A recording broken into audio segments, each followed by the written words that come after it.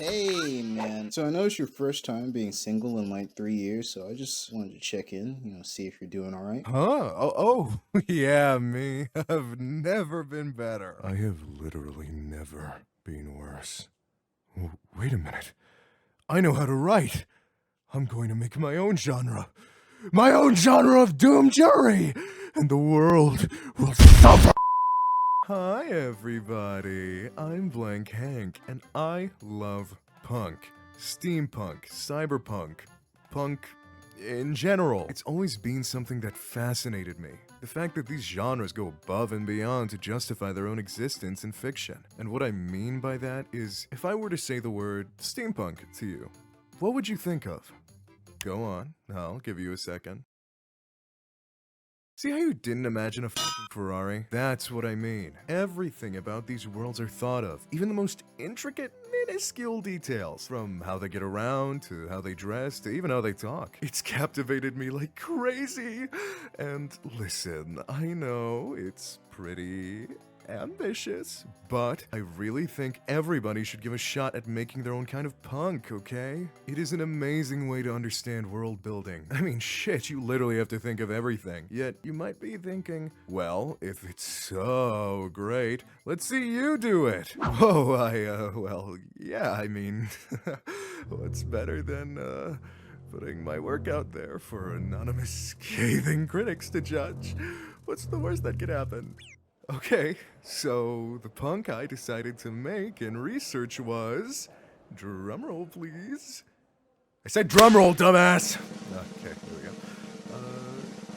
Gravity Punk! Hey, I can see you trying to click off the video, jackass! I promise, if you can just hear me out on this, I do think it's a pretty cool idea, okay? Okay, so I think the best way to go about explaining this idea to you would be through separating this video into three main parts. The first section will include a little bit of context about how society functions, but the key emphasis here will be about how gravity genuinely affects the landscape of people's lives. The second part is the actually fun bit.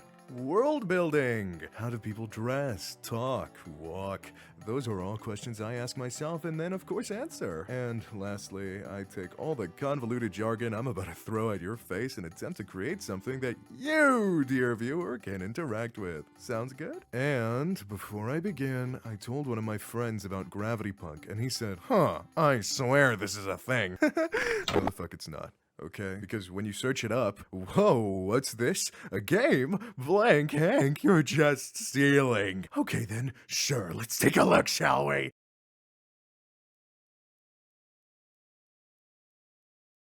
Holy cannoli. Listen, I honestly did grapple with the idea of buying this game, but it really does look like it's going to put my PC to work on a fucking oil rig, let alone a crypto mine. And no, I refuse to believe that anyone watching this is the lone reviewer of Gravity Punk the game, okay? Side tangent over. What is Gravity Punk? Well, I have two huge Milanote boards that I'm going to try and condense into an answer for you. Firstly, let's start off with a little bit of context. A quick little description I wrote here, spoken to us from the lens of a possible character in the setting to help us understand things a little bit better.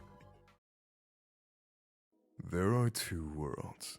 Two large plains of floating land seemingly separated by an endless sky. The winning world, where the wealthiest and most gifted gravity benders reside in luxury. Marble mansions adorned in golden murals of their owner. Colossal cruises that relish a select dozen to bask in the blue and pink sky's glory. Hell, I've even heard arms of flesh and bone are unpopular up there. People prefer porcelain.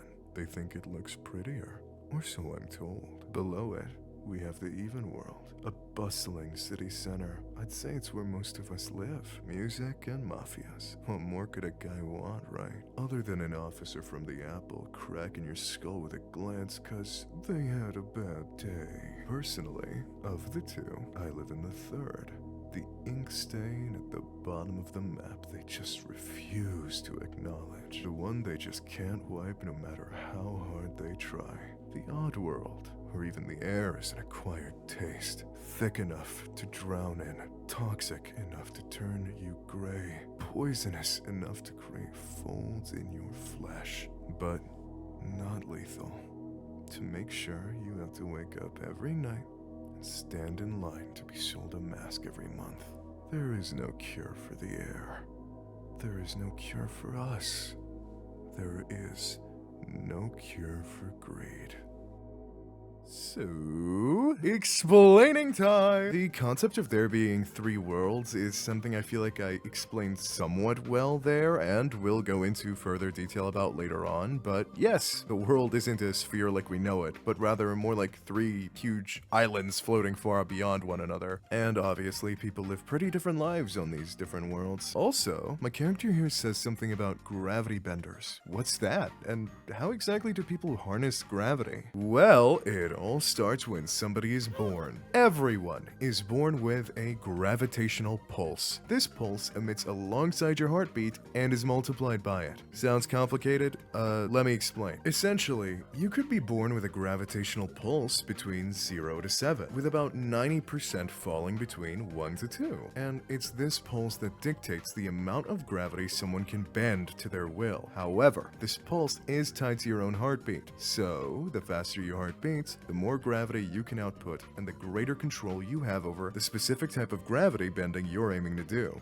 And yes, there are types. People are naturally born into using gravity in a certain way, i.e. picking stuff up with it, flying with it, crushing things. This is not to say someone cannot learn other types, but that it would take significantly longer and more effort, especially to someone on the lower end of that 7 to 0 scale. And for the mathematicians out there, yeah! Since the pulse is multiplied by your heartbeat, if you're a 0 on the spectrum, then you're just fucked. You, my friend, would be in the 1% who cannot use gravity at all. Anyway, since you now have a better understanding of how gravity works in a way, let's get to understanding the world as we know it, starting from the top and going down. Firstly, we have the winning world. The most powerful and rich aristocrats live up here in Parisian-inspired abodes. They sail across the skies in luxurious cruises and love porcelain. In fact, it's a common sight in many homes up there for people to have porcelain butlers, powered similarly to a clockwork toy that has its gears spun by its owner's gravity every few days. In fact, porcelain prosthetics are treated by the rich like tattoos. They never will or have to lift a finger in their lives, and these prosthetics would demonstrate that given how fragile the material is. However, these prosthetics would also carry a deeper meaning.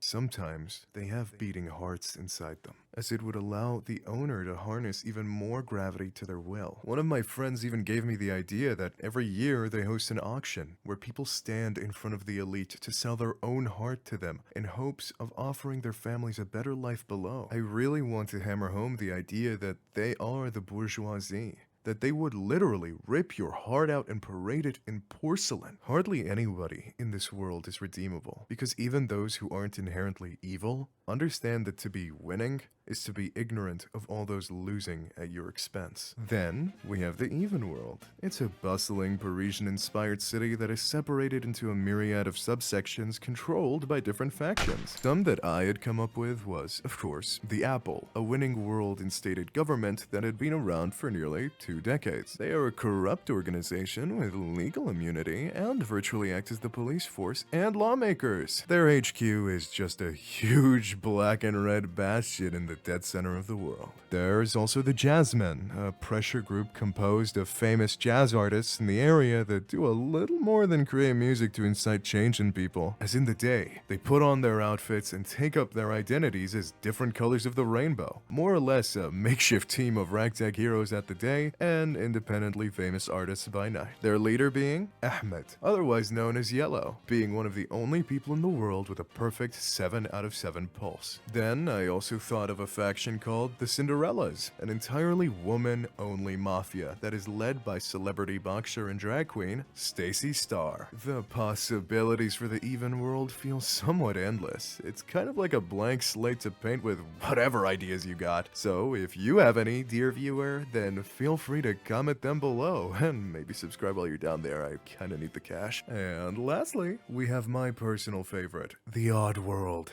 I imagine everything is very gray and blackish with hints of neon cyan throughout until you see some of the buildings behind the fog. Circuses, casinos, gladiator arenas. This place thrives off entertainment. People need a distraction from their lives down here, and some people offer that, just not always in the most dignified ways. You remember what I mentioned about the air? Well, here's a photo my friend whipped up, and this is what it does to people who are exposed to it for too long, and who can't buy a mask to filter it out. These people are then paraded around circuses as abominations to be laughed at, sometimes even attracting members of the worlds above to laugh at their ugliness. Additionally, the place is pretty lawless. Death games are common on television, and cowboys rob the streets while avoiding vigilantes under casino kingpin payrolls. Okay, so now that we know a little more about the worlds, it's time to ask ourselves some more questions to really develop the details of this place. Like, how do people dress? Well, in general, gravity punk lends itself to a variety of inspirations from Parisian culture,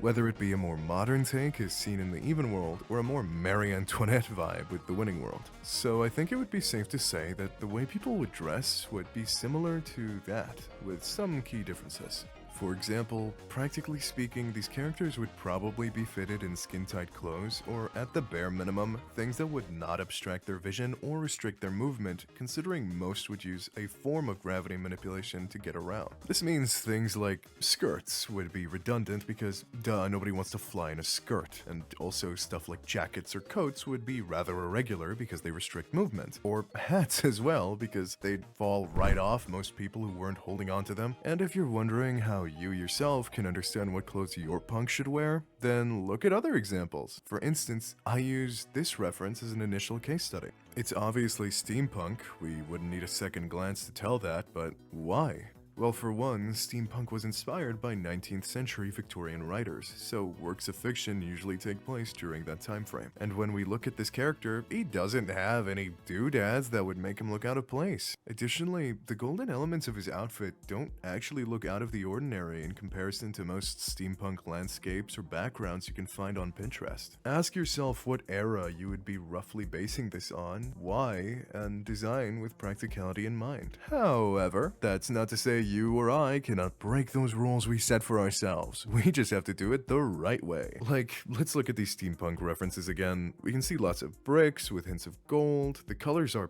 brown and grayish with streaks of white. It's safe to say the colors are very dull. Now, let's look at this. It doesn't really match the vibe of those two photos, but chances are you don't think that this looks out of place for steampunk. And why is that? For one, the clothes are still indicative of that Victorian-era time period. We can see that through the conductor's hat, the rolled-up balloon pants, and the loafers. However, the addition of that mechanical arm creates a striking silhouette of the character due to its newfound shapeology. Yet, it's clearly clunky and uneven. It does not appear outwardly futuristic in nature or unfeasible considering what we as the audience know. It's made of metal and with a contemporary-looking bulb, both helping it assimilate with the aesthetic. Also, the color teal is a feature that greatly benefits with the readability of this character if it were in a show placed against any of these grayer backgrounds. But it is complemented by the gold accent color, which we have already seen before. And sorry for all that, I just think it helps to lay the blueprint down so that we can understand just how much detail we need to go into analyzing our own genre's components. So, from now on, I'll just try my best to rapid fire some questions for world building. How do people get around? I imagine a world where people are running on the pavement, bouncing from roof to roof, flying through the air, or possibly interconnected tunnels underground. Can people travel between different worlds? Yeah, I mentioned prior, but the Winning World has these huge cruises, and these serve as a way for them to visit the worlds below if they so wish. Yet, those on the Even and Odd World would only be given a handful of porcelain clockwork butlers that would be able to fly people to the other worlds if they had enough money to store in a compartment in these robots to prove that they were wealthy, or the power necessary to just wind them up themselves, at which which point you just hold onto one of their hands for dear life, spending the next few hours flying hoping you don't fall. What inspirations could you find? This whole video was inspired by my love for the video game series Gravity Rush. You should definitely check it out. What colors mainly represent the place? Well, in general, landscapes in the Winning World and Even World are a lot like Arcane's, while I think Odd World would be darker with deep blues and reds scattered throughout. Yet the issue remains, what color is Gravity? Steampunk is gray because steam is gray. Cyberpunk is blue and neon because electronics are generally blue and neon. So how do I show gravity? At least, how would I if I was turning this into a visual medium? Well, I thought we could take a page out of Demon Slayer's book, with all the breathing styles and techniques emitting these cool effects. So I thought that when people use their gravitational pull, it would emit a color corresponding to the way that they harness their power. For instance, yellow could be sporadic and large yet powerful bursts of gravitational energy. Blue being small, but calculated amounts. White or black being an unbelievable mastery of their technique. And boom, that's some more world building. I could go on, but I want to leave some stuff for you and your imagination. Plus, this script is getting fucking long. I hope I did a somewhat decent job at explaining this silly thing in my head, and if you did enjoy it, then feel free to pop down to my Instagram, because I'll be announcing when I create a free Patreon. I plan on getting a short 15 or so page story on there by the end of the month, and hey, if this video does well, I may even write 2 more short stories, ones dedicated to the Odd and Winning Worlds. Because I didn't even mention all the stuff I wanted to. Like, I had this cool idea that if you had multiple generations living in the Odd World, eventually your kids would mutate into having gills and filter out the air better, and neon eyes to help you see in the dark, kind of like slowly becoming an anglerfish human hybrid. Yet that's just stuff I feel like I would need another video to do. So yeah, if you enjoyed, feel free to like and subscribe. If you would like to support me further, you can do so by subscribing to my gaming channel, link in the description. I will definitely post more on there because they do not take as much effort on my poor soul. Yeah, anywho, thank you so much for watching, and I will see ya later.